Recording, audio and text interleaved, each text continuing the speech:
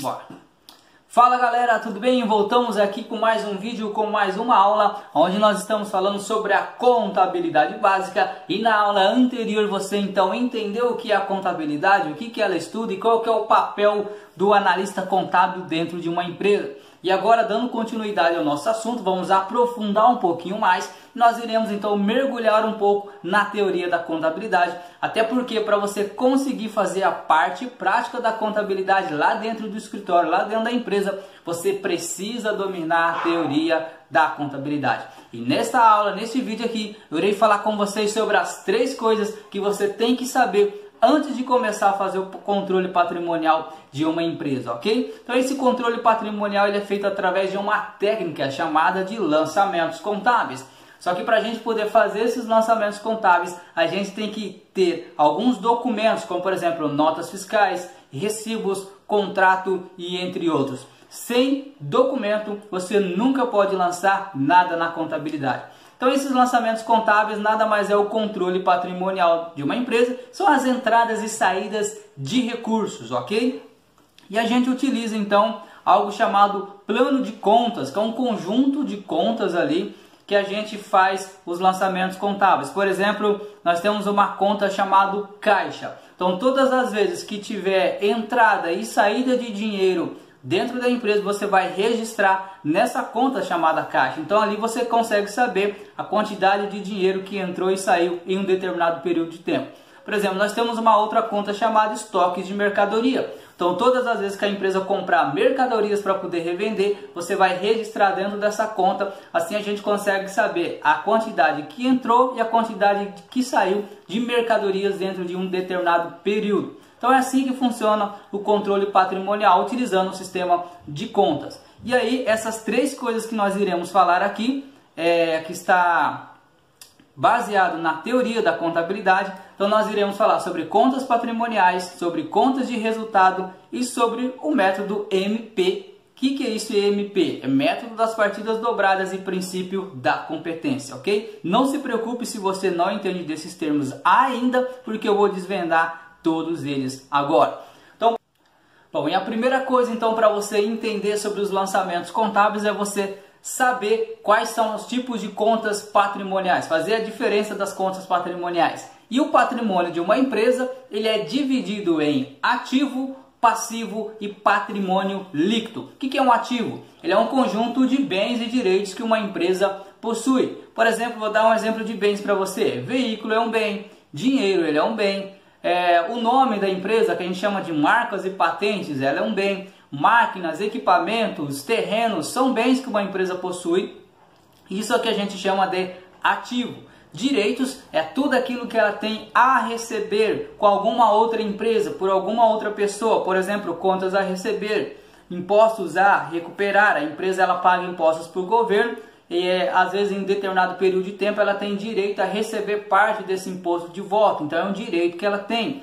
Aluguéis a receber e por aí vai, juros a receber, empréstimos a receber. Então tudo aquilo que ela tem a receber de outras pessoas, de outras empresas, é considerada um direito. Então dentro das contas patrimoniais nós temos então as contas do ativo. Como eu falei aqui, veículos, ele é um bem. Então toda vez que uma empresa compra um veículo, você vai registrar dentro dessa conta chamada veículo. E ali a gente, olhando no patrimônio da empresa, a gente consegue saber a quantidade monetária de veículos que essa empresa possui. Da mesma forma, são as contas a receber, que a gente chama de duplicatas a receber. Quando uma empresa ela vende a prazo, todas as contas a prazo, as vendas a prazo que ela fez, você vai registrar dentro dessa conta chamada duplicatas a receber, para quando a gente olhar ali dentro do patrimônio da empresa, do balanço patrimonial, nós iremos saber a quantidade então de notas a receber que ela tem em um determinado período de tempo. Então, dentro das contas patrimoniais, nós temos aí as contas do ativo, que é dividido entre bens e direitos. Dentro das contas patrimoniais, nós temos o passivo, que são as obrigações, o que a gente chama de capital de terceiros. O que é isso? É quando a empresa adquire dívidas com outras pessoas. Enquanto lá no ativo nós temos os direitos, que é quando a empresa tem a receber direitos com outras pessoas ou outras empresas, o passivo são as obrigações, é aquilo que a empresa deve a terceiros. como por exemplo, temos contas a pagar, temos os fornecedores, temos salários a pagar dos funcionários, temos impostos a pagar para o governo. Por que eu disse também que é um capital de terceiro? Porque se você quiser, a empresa quiser, você pode montar a sua empresa ou criar o seu negócio sem necessariamente você colocar o seu próprio dinheiro ali. Você pode, por exemplo, ir num banco, pegar um empréstimo bancário e começar a sua empresa. Você pode ligar para um fornecedor, fechar parceria com algum fornecedor e ali ele fornecer as suas matérias-primas para você começar a trabalhar. Então é o que a gente chama de capital de terceiro, porque necessariamente você não precisa colocar o seu dinheiro, o seu recurso ali para poder tocar o seu negócio. Você pode pegar emprestado de outras pessoas. Por isso que é chamado de obrigações, porque aí você tem que estar depois devolvendo esse dinheiro para essas pessoas aí. Então isso eu estou falando de uma linguagem mais simples para você poder entender, ok? A ideia aqui não é trazer essa linguagem técnica de leis aqui não. O negócio é simplificar para você poder entender de fato como que a contabilidade ela funciona. Então, recapitulando aqui, dentro das contas patrimoniais nós temos o ativo, que é o conjunto de bens e direitos. Falei agora do passivo, que são as obrigações, são as contas a pagar, são os fornecedores. Então, quando a empresa ela fizer uma compra a prazo, por exemplo, ela vai lá e compra mercadorias a prazo para poder revender dentro da empresa dela. Então ali você vai registrar essas compras que ela fez a prazo numa conta chamada fornecedor. E ali vai ficar dentro do balanço patrimonial dela registrado lá. Quando a gente bater o olho ali, a gente sabe exatamente quanto que essa empresa está devendo para fornecedores. A mesma coisa acontece com salários a pagar dos funcionários. Toda vez que tiver salários ainda não pagos, que ainda vão ser pagos, você pode registrar numa conta chamada salários a pagar. E dentro desse passivo, nós temos uma outra divisãozinha ali dentro, chamada de patrimônio líquido, que é a parte do capital próprio da empresa. Aí sim, quando você vai abrir a empresa para você, ou a pessoa vai abrir uma empresa ali, ela usa o dinheiro para poder colocar dentro desse negócio, que a gente chama de capital social.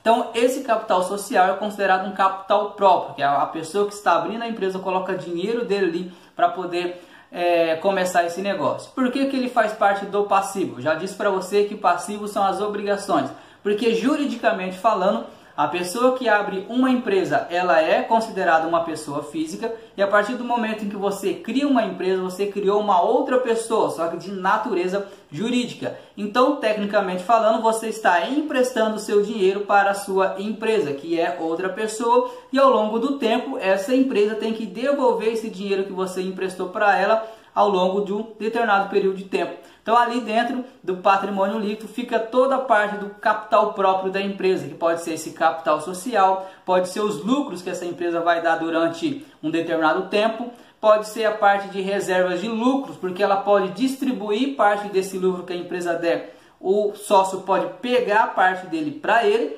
e ele também pode deixar parte desse lucro dentro do capital da empresa, ali dentro dos recursos da empresa, para poder usar esse dinheiro depois. Olha só o momento que nós estamos vivendo hoje no Brasil por causa do coronavírus.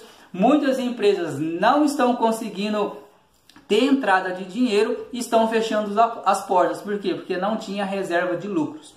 Já as grandes empresas que têm reserva de lucro, a empresa ela dá lucro, então ele não pega todo o lucro, ele deixa parte desse lucro no caixa da empresa, justamente para momentos como esse. Então tem muitas empresas que estão de portas fechadas, estão sem vender, mas estão ainda com as suas contas todas em dias, porque você tem dinheiro ali suficiente para poder rodar o seu negócio. Então a reserva de lucro serve para isso, para você poder deixar dinheiro em caixa, para poder continuar girando a empresa, independentemente de estar entrando dinheiro ou não. Então, recapitulando aí, as contas patrimoniais, então, são as contas do ativo, do passivo e do patrimônio líquido, porque são essas contas que vão mostrar o total do patrimônio dessa empresa, o total de bens, total de direitos, total de obrigações que essa empresa possui. Então, esse balanço patrimonial, ele é um dos relatórios mais importantes que tem dentro da contabilidade. Então, a segunda coisa que você deve saber é sobre as contas de resultado, que são as contas de receita, custo e despesa. As receitas são os recursos oriundos da venda de mercadoria, venda de produtos ou da prestação de um determinado serviço. Então, a partir do momento que uma empresa vendeu alguma coisa, então você vai registrar na contabilidade como uma receita de venda ali. Se ela prestou um serviço, é uma empresa que presta serviço, você vai registrar como prestação de serviço. E existe também outros tipos de receitas que a contabilidade aceita, por exemplo, aluguéis a receber. Se a empresa aluga uma máquina, ela aluga um equipamento, você registra o dinheiro desse aluguel numa conta chamada aluguéis ativos. Se uma empresa ela recebe juros, você tem que registrar o valor desses juros em uma conta chamada juros ativos. Então, ele é considerado uma receita. Por exemplo, um cliente comprou a prazo no valor de R$1.000 uma mercadoria e ele atrasou então o pagamento dessa nota de R$1.000. Quando ele vem pagar, a empresa vai lá e cobra 10% de juro. Então você vai receber essa nota, você vai registrar aí na contabilidade normalmente os R$1.000 como as duplicatas a receber que eu falei anteriormente, porque ela tinha vendido a prazo. E esses R$100 aí que recebeu a mais, você lança como juros dentro da contabilidade. Então, por que são contas de resultado? São contas que que nós iremos usar para poder apurar o lucro ou prejuízo de uma determinada empresa. E essas contas de resultado, elas não fazem parte do balanço patrimonial e elas fazem parte de um outro relatório contábil chamado DRE, Demonstração do Resultado do Exercício, que ele vai simplesmente nos mostrar a quantidade de receita que entrou na empresa em um determinado mês, mais os custos, mais as despesas, e aí no final a gente apura para ver se teve lucro ou prejuízo. Então, aqui é uma outra demonstração formada pelas essas contas de resultado. Então, todas as receitas que a empresa tiver, todas as entradas que a empresa tiver, fica registrado como receita. E aí nós temos também o custo. O custo nada mais é que um gasto ligado diretamente à produção de um produto, ele está ligado à venda de uma mercadoria ou à prestação de um serviço. E as pessoas confundem muito com a despesa. Já a despesa, ele é um gasto responsável pela continuidade do negócio de uma forma geral. Eu vou dar exemplos aqui para poder diferenciar para você. Vamos exemplificar aqui uma fábrica de roupas. Então, qual que é o custo e qual que é a despesa? Lembrando que o custo está diretamente ligado à produção. Então, se você tem lá uma fábrica de roupas, você tem todas as costureiras, você tem as máquinas de costuras, e ali para você fazer uma peça de roupa, você precisa o quê? Do tecido, você vai precisar da linha, você vai precisar da energia elétrica e você vai precisar dos seus funcionários e dentre outros mais. Então, todos esses gastos que é usado para poder produzir uma peça de roupa, ele é um custo. Então, o salário das costureiras é um custo, a energia elétrica das máquinas ela é um custo, a matéria-prima para poder produzir a roupa é um custo, as linhas e por aí vai. Por quê? Porque eles estão diretamente ligados à produção. Então, da mesma forma, você pode fazer essa associação a empresas que só comercializam e das empresas que prestam algum tipo de serviço. Por exemplo, temos uma transportadora, ela transporta e ela tem lá os seus veículos. Então, tudo aquilo que está ligado diretamente a essa prestação de serviço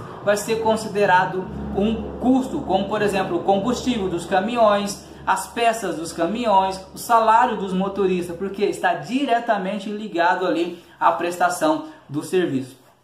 Voltando aqui no exemplo da fábrica, e onde que ficaria a despesa de uma fábrica? Bom, uma fábrica, geralmente ela também tem o seu setor administrativo, e ali a empresa tem alguns gastos para poder continuar operando o seu negócio, como por exemplo, ela tem ali um setor de vendas. Então, a galera que trabalha lá na parte de vendas da fábrica, ela é uma despesa. O salário dos vendedores, comissão dos vendedores é uma despesa. Por quê? Porque eles não estão diretamente ligados à produção. Não são eles que produzem, mas eles apenas vendem. Porque a venda está ligada à manutenção daquele negócio. Então, o salário dos vendedores, comissão dos vendedores, ele é uma despesa. O gasto que a empresa faz pagando o escritório de contabilidade é uma despesa e por aí vai. Então, tudo aquilo que está relacionado à continuidade do negócio, ele é uma despesa. É só você fazer a seguinte pergunta: esse lançamento que eu quero fazer, esse gasto que eu quero fazer, você está ali com uma nota fiscal na sua mão para poder registrar na contabilidade, você não sabe se é custo ou despesa. Só fazer a pergunta: se esse gasto estiver diretamente ligado, diretamente ali na produção, na comercialização ou na prestação de um serviço, ele é um custo. Vou dar um outro exemplo para você. Vamos imaginar agora uma fábrica que vende essas roupas. Então, quando a empresa vai lá na fábrica comprar para poder revender na loja dela, esse gasto que ela teve com a compra de mercadoria já é um custo. O salário dos vendedores e comissões da loja é um custo, porque eles estão diretamente ligados ali na venda, ok? E onde entraria a despesa de uma loja de roupa? O aluguel do prédio, a luz do prédio, a água ali do prédio, o salário do gerente seria uma despesa. Por quê? Porque o gerente ele faz o gerenciamento inteiro da loja, não é somente ali na venda, ele toma conta de uma forma geral de todo o negócio, então por isso que ele é uma despesa. E o gasto que ele faz ali com o escritório de contabilidade mensalmente também vai ser uma despesa, ok? Então as contas de resultado, elas servem para nos mostrar se uma empresa vai ter lucro ou prejuízo dentro do mês ou dentro do ano. A gente utiliza então as contas de receita, de custo e de despesas, e esse relatório se chama demonstração do resultado do exercício. Não se preocupe, porque nós iremos ter uma outra aula aonde você vai colocar a mão na massa. Eu vou ensinar você então a montar uma DRE tranquilamente. A terceira coisa então que você tem que saber na hora de fazer um controle patrimonial de uma empresa é dominar a técnica do MP, que é nada mais que o método das partidas dobradas e princípio da competência, ok? Esse método das partidas dobradas é um método que a gente chama de débito e de crédito, ok? Então, na contabilidade, débito e crédito ele tem um significado diferente. Se você olhar isso para o lado do cartão de crédito no nosso dia a dia, você vai ver que o débito é quando você vai comprar à vista no cartão e o crédito é quando você vai comprar a prazo no cartão, ok? Então, eu quero que você tire esse conceito na sua cabeça, porque na contabilidade o débito e o crédito têm significados completamente diferentes. E esse método ele é antigo, ele foi criado em 1494 por um frei chamado Luca Pacioli, ok? Então, o débito e o crédito na contabilidade ele vai sempre estar identificado como uma entrada ou como uma saída. Só que depende de que tipo de contas nós estamos falando. Então, por exemplo, nas contas patrimoniais, o débito e o crédito têm uma função. Nas contas de resultado, ele tem uma outra função. Então, eu vou passar aqui para você aqui, no passo a passo para você entender. Veja só, nas contas do ativo, lembra o que é ativo? Bens e direitos.